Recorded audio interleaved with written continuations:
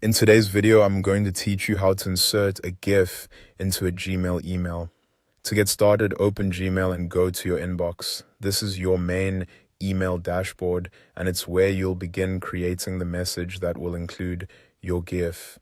Make sure you're signed into the correct Gmail account before moving on, especially if you use more than one account. Once you're in your inbox, look over to the left-hand side of the screen and click Compose. This opens a new email draft window, usually in the bottom corner of the page. If your Gmail layout looks slightly different, don't worry. The Compose button is still typically easy to spot on the left panel.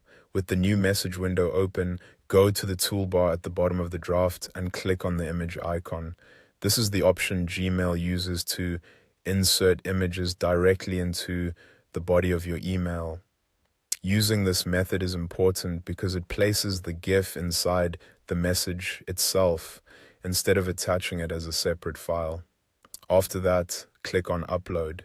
Gmail gives you different ways to add an image, but for a GIF saved on your computer or device, the upload option is the one you'll want. This lets you bring in a file directly from your local storage. Next, click Browse.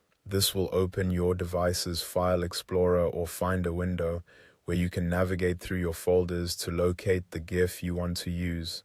If you already know where the file is saved, this step will be quick. If not, take a moment to search carefully so you select the correct file. Now select the GIF from your device. Once you click on it, Gmail will begin uploading it into your email draft. After it appears in the message, you can position it within the email content just like a regular image. In many cases, animated GIFs will continue to play for the recipient as long as the email client supports animation, which Gmail generally does.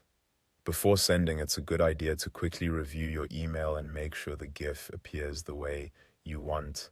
You may also want to check that the file isn't too large, since oversized images can make emails load more slowly.